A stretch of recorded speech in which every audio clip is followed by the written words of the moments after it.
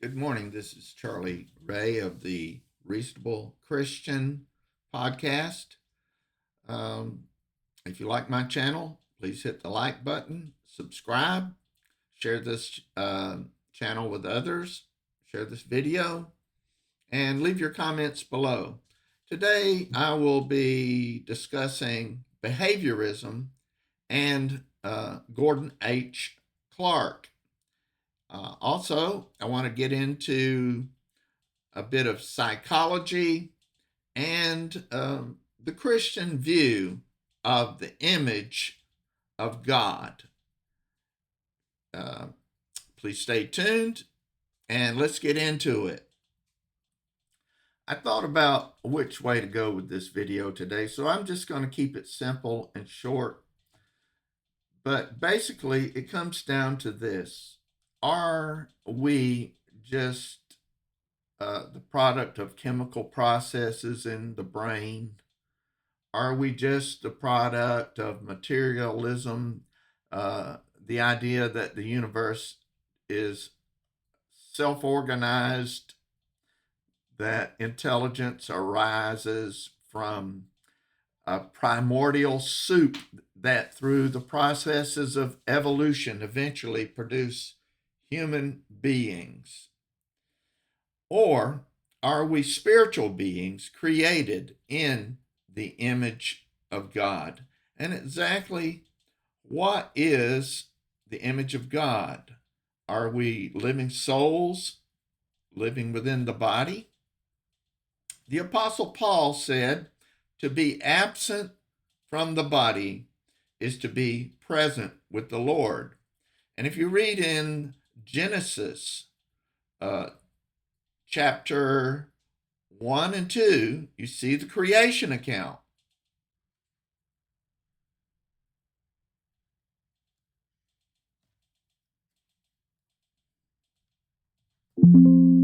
Okay, verse 27, chapter 1, verse 27, Genesis says, "So God created man in his own image.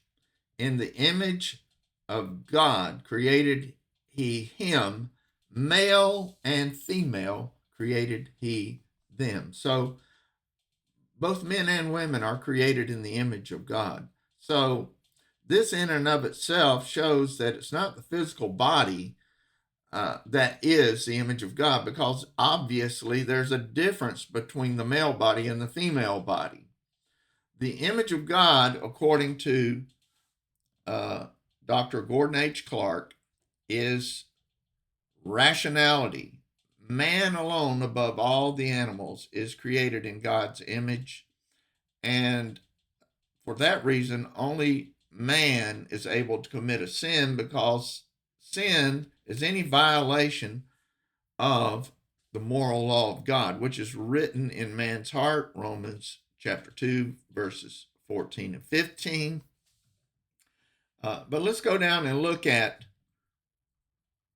Genesis chapter 2. And let's see. Hold on. Okay, we're looking at Genesis chapter 2, verse 7. "And the Lord God formed man of the dust of the ground and breathed into his nostrils the breath of life, and man became a living soul." And the word here is nephesh. If you'll look to the right there, you'll see it. I don't know if my video is interfering with the right there, but the Hebrew word there is nephesh. It means soul. This is from Strong's Exhaustive Concordance. Self, life, creature, person. Notice that it can also be a person. And Gordon Clark, of all the Christian philosophers I know of, is probably the only one who has given a definite uh, definition of what a person is. A person, according to Clark, is the propositions that he or she thinks.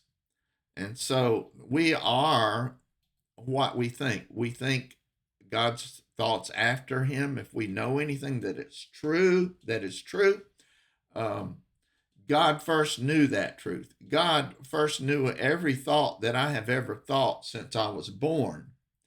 And so God, for that reason, is omniscient.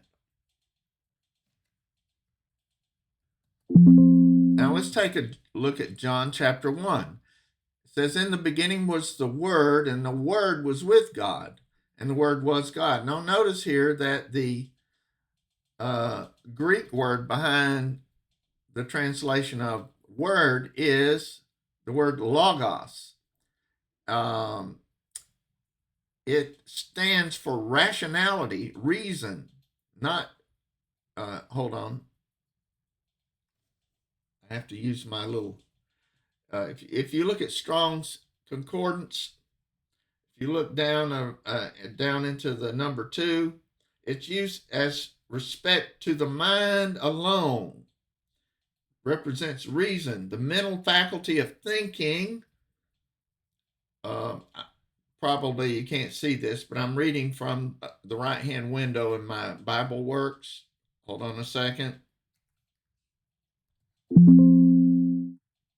Okay, if you look in the right-hand window now, if you look down to number 2 here, I'm going to scroll down. Let's read this again. It says its use as respect to the mind alone. 2a, reason, the mental faculty of thinking, meditating, reasoning, calculating. Account. 2b is an account or regard or consideration. It can also refer to the written or spoken word, and the word logos appears many times in the New Testament in some form or other. So, with that said, let's move on to John 1:9. That was the true light which lighteneth every man that cometh into the world. Now, notice here that most commentators translate or interpret this as referring to salvation, but Gordon Clark, I think rightly, says that this applies not just to saved individuals, but it applies also to every man. The text actually says every man. So, in other words, the difference between animals and mankind is that man alone is able to think logically. Adam gave names to all the animals. He spoke with God in the garden. God gave Adam a commandment in the garden. And none of this is possible without the ability to communicate or think in a known language. And so this is another reason why the written and spoken word of God in the Bible, actually written words, is so important. Does God breathe out contradictions, irrationality, or nonsense? Every verse of the Bible is propositional in nature. Even the parables and the wisdom literature, the poetry, the historical narratives, behind every verse of the Bible, there is some form of a proposition that we could deduce from the text. And the most basic principle of logic is the law of contradiction. Let your yes be yes and your no be no, according to Dr. Gordon H. Clark. Now you're asking the question, how does this relate to naturalism and materialism? Well, let me ask you a question. Okay, here's the question I'd like to ask you. If we are nothing more than brain matter and chemistry, what causes one person to believe in God and another person not to believe in God? Is it merely a matter of brain chemistry? And even so-called Christians often appeal to this sort of thing. I was listening to a lady who's very popular on X and YouTube and places, a political and a religious commentator, and she said that the children's brains are underdeveloped. And so this is why they should not be exposed to pornography, etc., etc.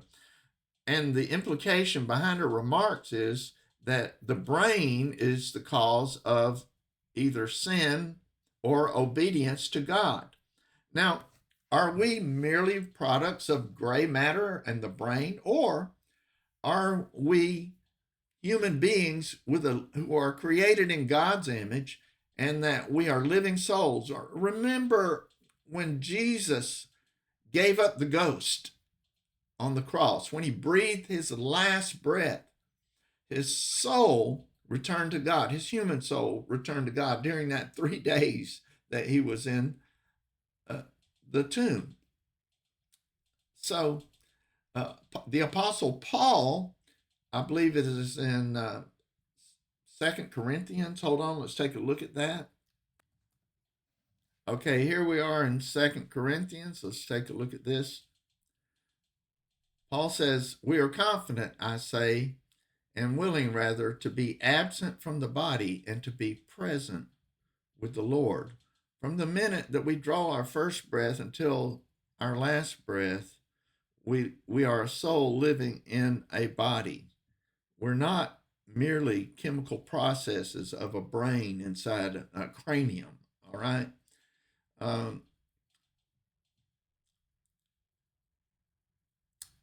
Verse 9, it says, "Wherefore we labor that whether present or absent, we may be accepted of him." Now, the implication of this is that we are souls created by God at the moment of conception. And after we die, there is a final judgment. And from the time that we die, our soul returns to God. And that soul will be either present with the Lord in heaven or in a place of darkness awaiting the final judgment. Hebrews 9:27 says, "For it is appointed unto men once to die, and then the judgment."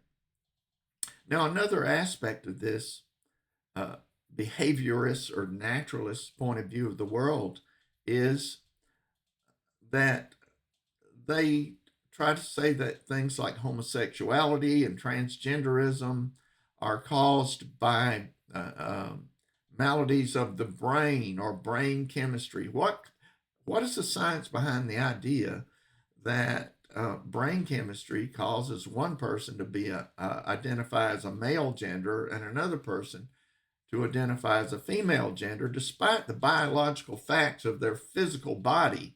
You are born with a biological body, and you are a soul living in that body. And to reject your physical body, which God gave you through his providence, is in effect rebellion against God. So let's take a look at Romans chapter 1, verses 18 through 21.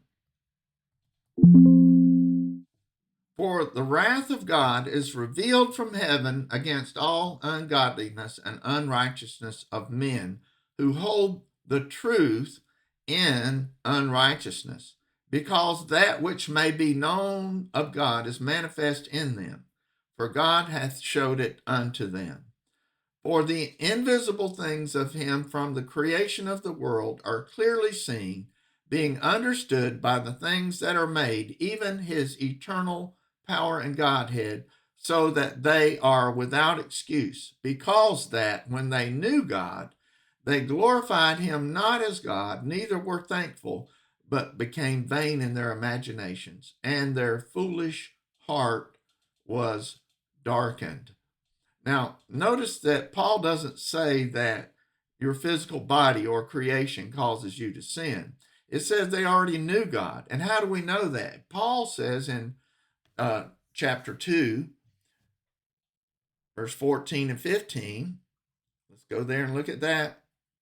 "For when the Gentiles, which have not the law, do by nature the things contained in the law, these having not the law are a law unto themselves, which show the work of the law written in their hearts, their conscience also bearing witness, and their thoughts the meanwhile accusing or else excusing one another. Notice that verse 15, it says, the work of the law written in their hearts. And most commentators take this to mean that the law of God was written in Adam's heart in creation. So even though we're the image of God, we were created originally righteous with no sinful nature. That after the fall of Adam, that original righteousness was corrupted by sin and passed on through every generation by traducianism. Our souls are transduced or passed on by natural generation from Adam to every generation after that, so that we are born not only with imputed guilt of Adam's original sin, but also with a corrupt soul inherited from Adam through our parents and their parents and their parents, all the way back to Adam. And so that not only are we imputed with Adam's original sin, that is forensically and legally charged with Adam's sin by his federal headship, but we are also natural born sinners because our human nature is corrupted through and through, totally corrupted, totally depraved in every area by original sin. And so the reason we sin is not that we are as wicked at each person as we could possibly be, but that every person is born with the potential to become more and more wicked, and some persons are more wicked than others in the sense of the sins they commit. Hitler, for example, committed genocide, but yet we are all equally corrupt, equally depraved, and we have lost all original righteousness, except that we be born again of the Holy Spirit and regenerated and restored to some level of righteousness, so that habitual sin is broken and we now begin to live a more and more sanctified life in Jesus Christ. Now, in closing, I'd just like to give you a brief comment from Clark's book on behaviorism, and he starts out with Watson. So let's take a look at that.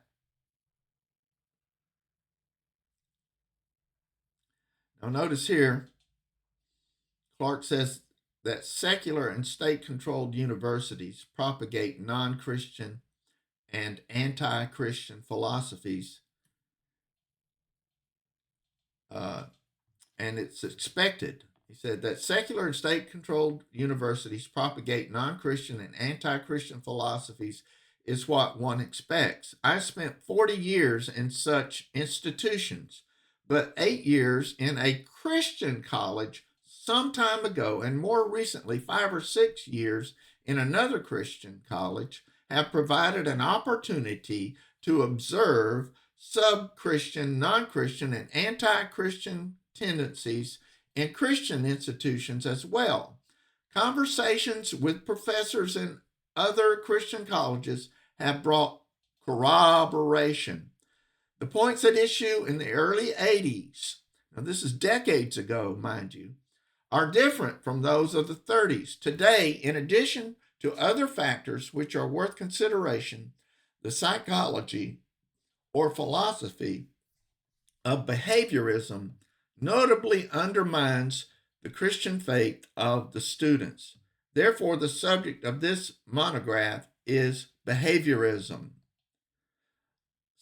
And the corollary of that, if you look down at naturalism and behaviorism, in most philosophic, that is to say, the most general statement of the theory, which in philosophy is often called naturalism, another word for that is materialism, but which in its psychological application is called behaviorism, can be found in the presidential address of Ernest Nagel to the American Philosophic Association in 1954. It is essentially that this famous paragraph be kept in mind. It is essential that this famous paragraph be kept in mind as one reads through the following material in its entirety. If you like my videos, please hit the like button, leave your comments below, hit the share button, share this video with others, share my channel with others, hit the notification bell so that you can be informed when I upload new videos. But in conclusion to this short video, I'd just like to make a few comments about the transgender movement, the LGBTQIA plus. Now, there was a time when there was a question about whether it's nature or nurture that caused homosexuality. But now we've moved on from all of that. You never even hear that discussion mentioned anymore. It's pretty much assumed by the ideology of the leftist fake news, the leftist media, Marxist media, that persons are born with a homosexual orientation, a sexual orientation, and this is based on fake research, fake science from the Kinsey report and places like that. There's absolutely no scientific proof that anybody is born with a sexual orientation. What we are born with, according to the Bible, is biological physical bodies, which are biologically sexed as either male or female. And of course, the left will emphasize the fact that there are a few physical abnormalities where someone could be born with the wrong DNA genes, or they could be born with both genitalia, etc., etc. But this is so rare that trying to impose that on the whole discussion is basically called the fallacy of induction. So if you just have one person who's born with dual genitalia, that must be taken into account for the entire human population of the earth. And suppose that, I don't know what the percentage is, it was probably less than 0.1% of the entire human population is born that way. And yet, I can't remember all the technical terms they use for this, but this homosexual ideology, transgender ideology, reinvents language for propaganda purposes, and there's absolutely no science to back it up. And even if you could come up with some scientific evidence to back any of it up, science itself is always changing. It's always revising. There's always new paradigms shifting from one decade to the next. And so that science never arrives at any absolute truth. Empiricism itself is based on a materialistic worldview. And so there's no account for reason or rationality, and it's all based on supposedly the senses, the five senses. This is called logical positivism. Well, logical positivism is itself self-refuting, because how do you get the principles of logical positivism from touch, taste, smell, seeing, or hearing? It's impossible. This also comes from the fallacy of the tabula rasa, that we're born with a blank slate, and that experience, like a computer, we learn things from experience, and now we're loading up our software. No, humans are not biological machines. We are human beings with a rational soul, created in God's image, with a real intellectual understanding, a priori abilities to learn language and math. No animal can do that. These are all points made by Dr. Gordon H. Clark. And so there is little to no evidence or proof that people are born with a biological or chemical or materialist or brain chemical predisposition to a different gender or a different sexual orientation. And even if you could prove that, what have you proved? Now you've proved that human beings have no libertarian free will, but they are predetermined to their brain chemistry that made them either male or female in gender, or male or homosexual or heterosexual. And so you have no free will according to the materialist. You must be born that way, and so you have rights as created in God's image. Oh, well, wait a minute. They don't believe that homosexuals are created. They're made by materialistic evolutionary processes. And following that, how do you get survival of the fittest from homosexuality or transgenderism? It doesn't make any sense whatsoever on any level.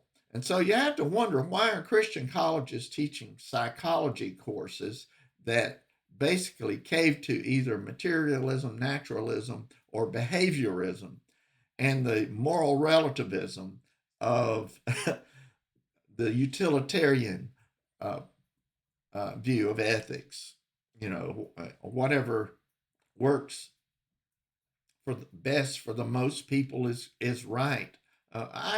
There's all sorts of implications of materialism and naturalism that I could get into, but I'm going to stop there.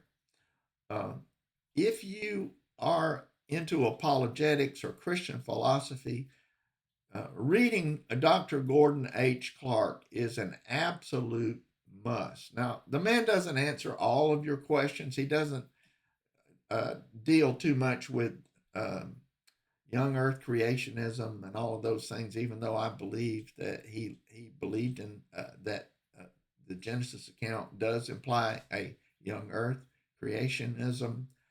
He doesn't get into eschatology too much, but his views on ethics and empiricism and neo-orthodoxy, behaviorism, I could go on and on. This man is a must read.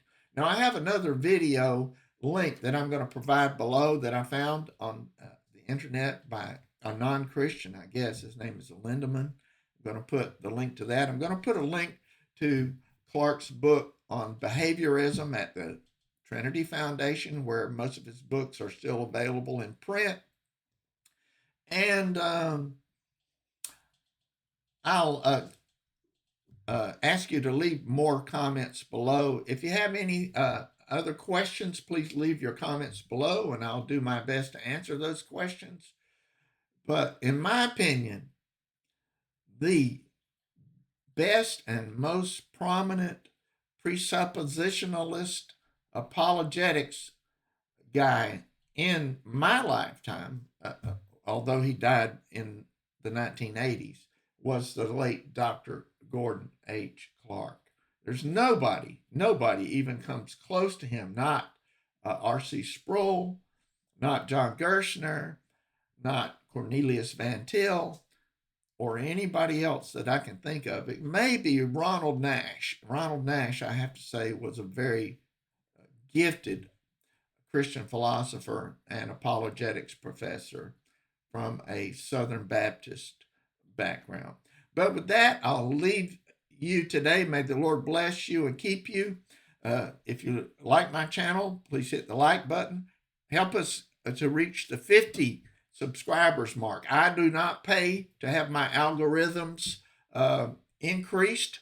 So if you could share this channel, subscribe to my channel, hit the like button.